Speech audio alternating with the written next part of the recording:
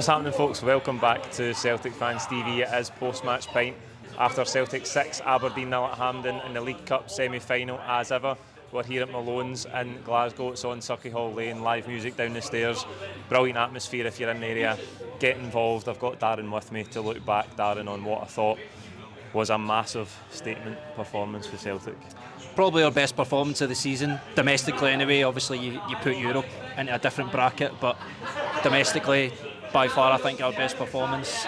A lot of talk going into the game, two biggest teams and two most informed teams in Scotland, tied in the league on points, cup game. But I thought it really showed the difference in class. Obviously Aberdeen had a big game on Wednesday. They started the exact same team today. A lot of physical and mental exhaustion kind of lingering from midweek, which is understandable. We were on the different side of that. We obviously rotated the squad heavy on Wednesday.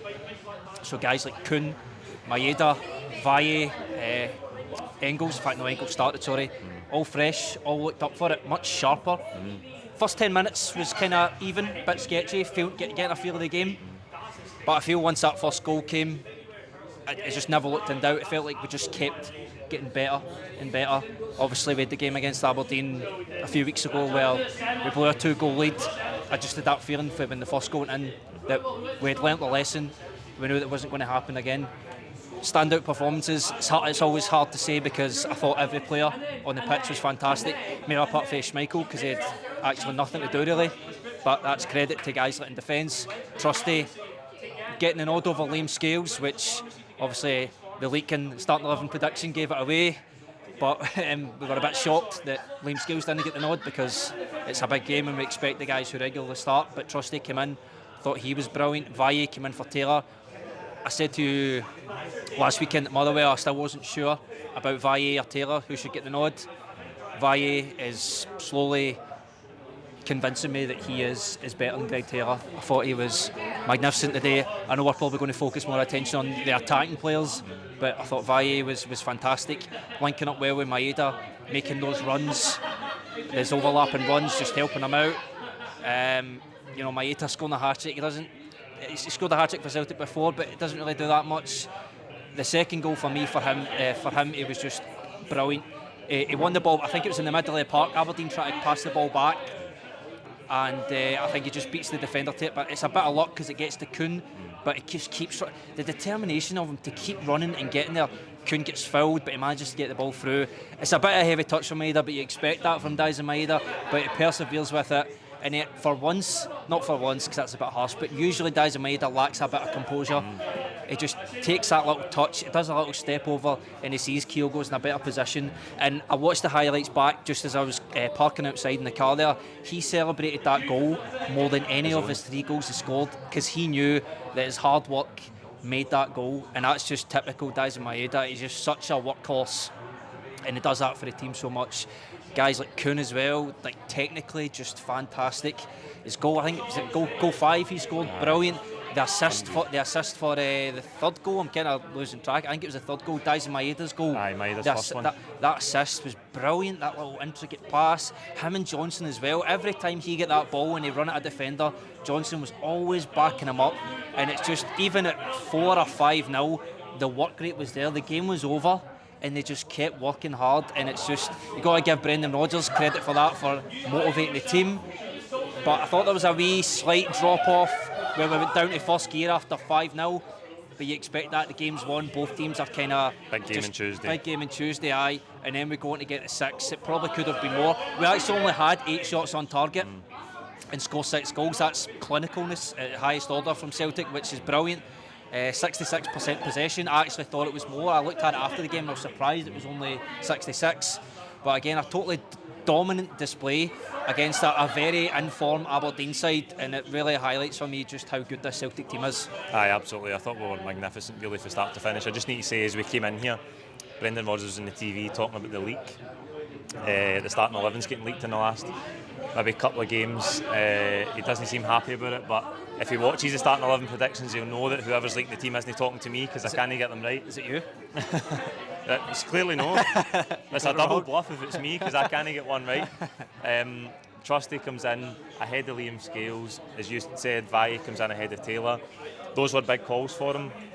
I think Trusty is growing and getting stronger, and he really announced himself for that performance against Atalanta, but he looks like he's settled and he's growing game by game. You're right to highlight Valle as well. The thing I thought early in the game today, and I think Valle typified this, was that we started the game well. It was cagey, but Aberdeen set up the way they've been playing, where they're very set in their shape. They're waiting for us to cross the halfway line. They're trying to break up our play. There's some niggly fouls in there. But when we had to win our duels, I thought we did that. I thought we were strong in tackles. I thought we were first on second balls a lot. And I think Valle was key in that. His tracking back was really good. He was even leaving his position and winning the ball back. I think in the air, he looks a lot better as well. You think back to his debut against Falkirk, and we were all thinking he really needs to adapt quickly to the physicality of the Scottish game because he looked weak in that first half particularly, and he came off in that game. But I think he's really grown as well. And Brendan Rodgers, you have to say he got it right today.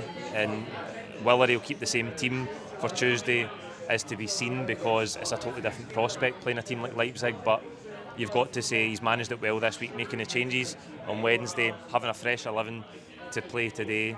And the likes of Trusty and Valle justified the selection. Spot on. I mean, we were at the game on Wednesday, and although we get the points and the clean sheet, the first 60 minutes wasn't a footballing spectacle.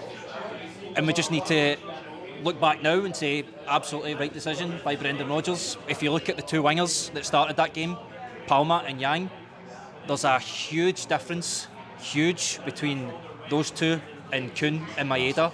And a lot of people were saying at full time on Wednesday, is the depth good enough in the wide areas? And you kind of need to realise that those two aren't meant to be starting games for Celtic. They are the guys you bring on 65, 70 minutes to make an impact. So we shouldn't slam them if they're not making an impact when they're starting the game. In terms of Valle as well, like the game against Falkirk, I think that was his first start of his first game. It just looked like a little boy coming into Scottish football. It is more physical, and he's probably not used to that playing in Spain. But I feel like he's adapting to that. I thought in the midfield as well, having Callum McGregor back, he was getting stuck in. Engels as well. I think there was a moment in the first half where Aberdeen actually break through the midfield. Engels actually sprints back, makes a slide tackle, and we break. And Engels actually runs past Kuhn to make an overlap. I think this is a way down the Aberdeen corner flag. I think goes to a throw-in, doesn't amount to anything. But Engels, I think, answered some of his critics today. I think he got a couple of assists, but people were giving him a bit of stick, saying that he's not living up to the £11 million price tag, which is silly because he's only played 7 or 8 games. But today I thought he was brilliant. Hatate as well, he's been getting a bit of stick, but I thought today he was brilliant. He took a lot of knocks, like he was down a few times. I think he got a couple on his ankle. A lot of Aberdeen yellow cards as well, and I think you can either just say Aberdeen were just being reckless, but also got to give a bit of credit to us because they were getting frustrated with how good our passing was in the midfield. They just couldn't catch us, and they thought the only way to do that was to make a foul. You talk about Engels there. I think that's important, and it's a good link because the first goal comes from an Engels corner, and we talked about this recently. I think we obviously live in a world now of social media, and I think the way media goes now, everything has to be sensationalised, and it has to get clicks, and it has to get attention. And people might think we're sitting here on a Celtic YouTube channel, part of that, but we try and stay away from things like that. I think the microscopic lens on Arne Engels and his form since he arrived, I know he's come for £11 million, it's the record signing for the club, and he was really good in the first couple of games, but the sort of over-analysis on like the drop-off that he had and the 2 games that followed his first 2, and then you see today, I think that you can see there is his game that needs development. He's 21 years old, he's not the finished article as Brendan Rodgers said, but one of the things that's really stood out about him is his delivery for set pieces has been phenomenal, and that's something that Celtic have lacked, I think, over years now. We've not had really consistent, dangerous delivery for set pieces, and Engels has got that. We see it even during the week, but we didn't get anything direct from it. But they were going short for corners a lot in the middle of the week as well. The corner today for Carter-Vickers header is absolute perfection. Perfect, right on the 6-yard really box, keeper can't come out. Really difficult to defend. Carter-Vickers is there, nods it into the far corner. So just in set piece delivery alone, he's proven his value. But I think that first goal was massive for us because, as I say, it was cagey up to that point. But then we just took a stranglehold of it, and for there it was plain sailing. Aye, and I think we are on the Engels. Obviously, the price tag does play a big part of why every touch, every run he makes is being hyper scrutinised. And for a 21-year-old, it is a lot of pressure. But I think the important thing for him is just to kind of avoid that. Just stay off social media, stay away from the news, and just play football. There's obviously a reason why we've paid the money for him, and he is a young guy, and we're 12 whatever weeks into the season, like it's nothing. He's signed a long-term contract. He might be with us for 1 year, he might be with us for 4, so let's just give him a bit of time and settle in that. There was a moment, I think it was the fourth goal, he gets the ball just before the halfway line, and he's got 2 Aberdeen players in front of him. He sidesteps one and knocks it past the other one, and that leads it on to Kuhn, and I think Kuhn gets all the way through the box, has a shot, and then Maeda scores that. I was really impressed with Engels in that moment. And then, like you say, the corner, brilliant delivery, something I think we've lacked for years, because we've not really had that.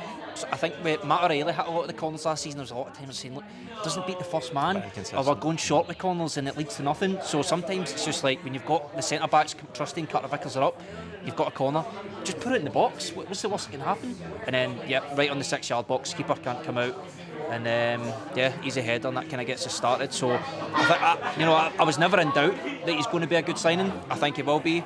Obviously there's always going to be comparisons to things like Matt O'Reilly, because it's him that he's taken over from. But there's a long way to go, and if we analyse him game by game, and it's the same kind of thing where, when a player gets took out the team, and we always see as well, like whenever there's a starting lineup, we always go, okay, that's Brendan Rodgers starting 11. Not, isn't he? Like, you look at the team that played on Wednesday there, obviously that's taking it to the extreme because there was a lot of rotation. But if you think to Motherwell last weekend when McCowan got the start, everyone's saying, is that McCowan in the first team now? Squad game, innit? It's a squad game. You've got 60 odd games a season, and we've played 3 games in a week. You need to rotate it. That team today, for me, has to be the starting 11 for Wednesday. I think it was a bit of an experiment from them today to see how trusting Carter-Vickers would play, and then if it didn't work, maybe it would bring Scales back in. Same with Taylor and Valle. But I think the 2 of them performed brilliant today, and they would feel very hard done by if they didn't get the team on Wednesday. And obviously Engels, if he doesn't he will have to start the Champions League game, because £11 million player. Hatate, he deserves to start again for me as well. The front 3 is always going to stay the same, so for me that starting 11 today has to be the starting 11 for Wednesday. I think Engels, in terms of his running power in midfield, is big for us in the European games as well. We saw that in Atalanta. I think he could have been better on the ball against Atalanta, but his running power is huge for us. We know the physicality really steps up in those Champions League games like Tuesday, so he will be a key player for us. 6 goals today, Darren. I think they were all brilliant in different ways. We've talked about Carter-Vickers getting the opener. We'll come back to him in a minute. The second goal is a brilliant counter-attack from, I think, an Aberdeen corner. We break away. Maeda does so well. He takes a touch that you think is heavy, but as you've touched on already, he does so well. Draws the keeper out, gets his body in, spins on it, gives it unselfishly to Kyogo. The third goal's brilliant from Kuhn into Maeda, lovely finish. The fourth goal is a brilliant run for Nicholas Kuhn, slaloms through the Aberdeen defence, gets the break of the ball, comes to Maeda at the back post for the tap in. Kuhn's goal himself, which I think has worked into Engels. That was beautiful. I love that. I think it was a tight offside call. Hit the bar. I think it was Kyogo, wasn't it? I thought it was Engels, because in the build-up I thought... Oh no, sorry, you're right, it was Engels. It was Engels. And I thought, just seeing it live, we were quite near the front today, but I thought just seeing it live it could have been offside. Haven't seen it back yet, but rolls it to Kuhn, gets that yard on his left foot, finds a far corner, a brilliant finish, and then the 6th goal is a brilliant flowing move. That flick for Bernardo, and the overlap for Johnson. That's just such a good team goal, man. A brilliant team goal, so lots of variation in our attacking play today, as you say, ruthless. 6 goals for 8 or 9 shots on target. What's your favourite goal of the day? That's what I want to ask you. Take your pick. I think every goal in its own way has got its own bit of uniqueness that makes it special. Obviously, my first point, I talked about Maeda's run and his composure and unselfishness to pass to Kyogo. I actually thought Kyogo missed it because it hit the bar. And that, see, to be honest, like I've watched it back, and that finish isn't as easy as it looked, because although the keeper was out the goal, bodies there was everywhere. 2 Aberdeen players, and normally when you're getting an open goal and you've got bodies, you maybe try and go for the corner.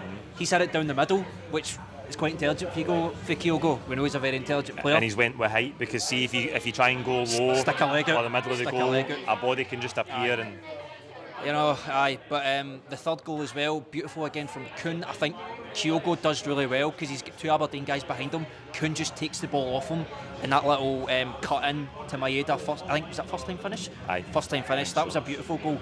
But I really liked the last goal because I don't know who it was. I think it might have been McGregor.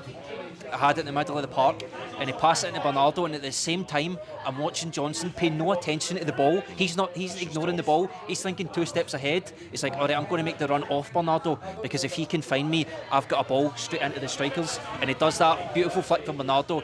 Johnson doesn't have to adjust his run in any way, and he just blasts it along the edge of the box. Ida, I think he was just like half a stud away from it, but Maeda's just there to knock it in. Easiest to finish. Just beautiful team goal, very, very, very good goal. We don't usually score too many of them, like a team well worked goal.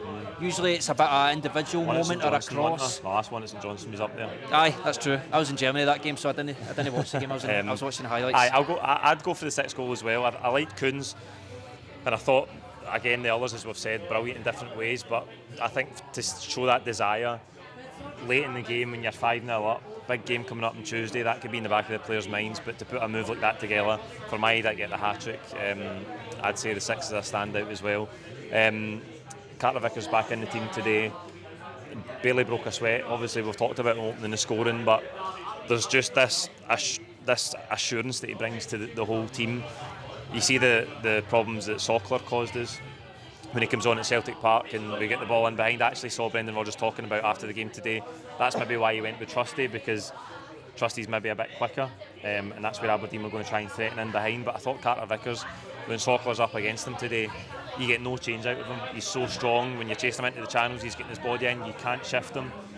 He heads everything, and as I say, he just strolls through the game, and he brings such a calmness to the whole team, and he's a massive player for us. We're bringing off about the hour mark, which is good. Protect him for Tuesday, but it's really hard to overestimate how important he is to us, isn't it? He's crucial for that team, I think. Brings out the best in other players, reassurance for those other players that he's there. He's like the quarterback of the team, pulling those strings from defence, starting those attacks. Brilliant with the ball at his feet. I know Rodgers likes to play a certain way, to play out for the back. I think you see sometimes when Carter-Vickers wasn't out, it was a bit harder to start attacks for the back, because Scales and Trusty, or even if Trusty wasn't in the team, the centre-backs were maybe taking 2, 3, 4 touches just to get the ball at their feet and then start. He's not like that. He's just one touch, bang, moves on. It was a bit rusty the first 10 minutes. He actually knocked the ball out of play a couple of times. I think he was trying to curl it round to Johnson, and it went out for a throw-in, and then it was a weird one. Like, it was taking a short free kick an hour half. And he literally mishit it. I think he mishit it, but the ball literally moved like an inch, which very uncharacteristic from him. But and it's great to have him back. Obviously, he's missed a couple of Champions League games. I thought the 2 centre backs on Atalanta done fantastically. Unfortunately, one of them is going to have to drop out. Looking back, it's probably going to be Liam Scales. It's a good partnership forming, I think, with Trusty now and Carter-Vickers. Countrymen, they know each other. Obviously now, because you've got Liam Scales, who's a £250,000 player from Shamrock Rovers. Now you've got a £5-6 million player from Sheffield Wednesday. Sheffield United. Sheffield, did I say Wednesday there? That's because we were watching the game. But it's a good headache for the manager to have again. I think Carter-Vickers does bring out the best of whoever's playing beside him. So you've always got that confidence that whoever's beside him is going to do a job for you. Scales has progressed insanely over the course of 18 months. I don't know if that's personally down to having Carter-Vickers beside them, that big factor, because he can learn from him. So yeah, Carter-Vickers crucial for me. Glad to have him back. I just hope he doesn't get injured again, because he always seems to get injured at this time of year and miss those Champions League games. That's the only thing you could level at Carter-Vickers in terms of a weakness in his game, is that he hasn't been available for some of these big Champions League games. I think he's missed 5 or 6 group stage or league stage Champions League fixtures, and that's big for us, because we know we need our best team in the pitch. We need to be at our highest level to try and get in those games, and that's the one thing you could hold against them. But I just want to highlight, I heard a shout in the toilet at Hampden today at full time for an older guy saying Carter-Vickers is the best centre half he's seen since Billy McNeil, which I think is extremely high praise. We've obviously said time and time again about how he's the best since Van Dijk, but I thought that was very high praise for somebody that probably watched Billy McNeil, judging by the age of the guy. Anyway, moving on to, well, before we get to Tuesday, actually, Aberdeen have been in brilliant form. They're obviously levelling points with us in the league. it's going to be interesting to see how they respond to that. I think we looked determined to show that we were the best team in the country today, and we did that by a country mile. But it's going to be interesting to see how they respond in terms of their league form now, because that is a heavy defeat for them today, isn't it? Aye, and that's down to their manager to pick them back up from that. We obviously had a very heavy defeat in Dortmund, and we were questioning how well could we recover from that. I think we went to Ross County after that, and I think it was a 2-0 win, but it was a wee bit stale. 2-1, came back from behind. 2-1, sorry, you're right. But I think they're still a very good team. Obviously, I spoke in the beginning about how I felt that having that big game on Wednesday for them, mentally and physically, was always putting them at a bit of disadvantage coming into this game today. But in terms of going back to the league, they can just put the cup behind them now. They're still level with us in the league, so they still technically have something to fight for. They've obviously got looking forward in terms of like us, so they're trying to stay in touch with us, but they're also got this incentive to try and stay above Rangers because they're 9 points ahead of them. So long term, like going past January and like into April, May, the end of the season, I don't see Aberdeen being a threat because I just don't think they've got the squad to consistently win games. They're obviously better than 10 or 11 teams in this league, so they're always going to be a threat. But I don't see too. I think they will carry on this good form they have. I've been praising the manager quite a lot. He's done wonders compared to where they were last season with Barry Robson. But I think we will stretch away from not like 3 points, 6 points weekly, but just even if it's 1 point or 3 points, just I think we will stretch our legs a wee bit because we've got that depth that we talked about where we can rotate our team. Like I says, they played the exact same starting 11 that they played against Rangers. That's because they don't have that depth that we have to rotate our team. It's going to be really interesting to see how they respond. Let's not get away from it, right? Aberdeen, if Aberdeen could maintain this and finish second and just keep ahead of the Rangers, that would be an absolutely unbelievable season for them. Very. Especially where they've come from. But for any team to finish above Rangers is going to be a huge achievement for a club like Aberdeen. I hope and I think we might motor away. I think we showed our strength today, but the big test for us again is going from domestic football into that big game on Tuesday against Leipzig. They got beat at Dortmund today. We know what that's like.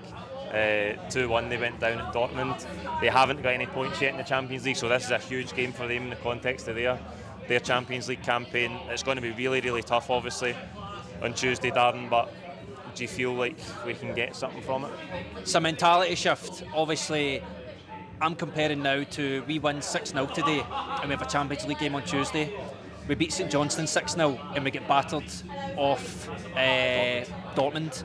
I think when we played Atalanta, was that when we drew 2-each with Aberdeen? Yeah. So it's almost like a mentality. There's no correlation. There's no correlation, but almost like I can feel sometimes when Celtic are playing domestically against St Johnstone, for example, and it's 6-0, they almost get subconsciously thinking that they're playing not domestically, but they have to, if they play at that level they did against a 6-0 against St Johnstone, then they might be alright. But obviously we know the drastic difference in class compared to Scotland and these Champions League teams. But I think if we play anything like that today, then we have a very good chance. If we have any play like we did against Atalanta defensively, then we have a really good chance. You made a good point that Leipzig are on 0 points, so I think this is going to be a make or break game for them. It might actually be good for us in a way because they might need to come out their shell a wee bit. They might need to take those risks that they don't normally take. So it will be interesting. They do have a very good team. I watched their game against Liverpool and I think it was just Liverpool edged at 1-0. So they are a very good team if they can take Liverpool to all the way to a 1-0 defeat. But obviously, difference being that it's at Celtic Park, so obviously we feel like we might have a little bit more advantage now playing at home. We obviously played them a few seasons ago and they won 2-0. But again, I think for 45 minutes of that, 60 minutes, until I think it was Timo Werner scored the first goal, there was a real game on our hands, but they just obviously showed the class they have to win the game 2-0. But it will be a very good game.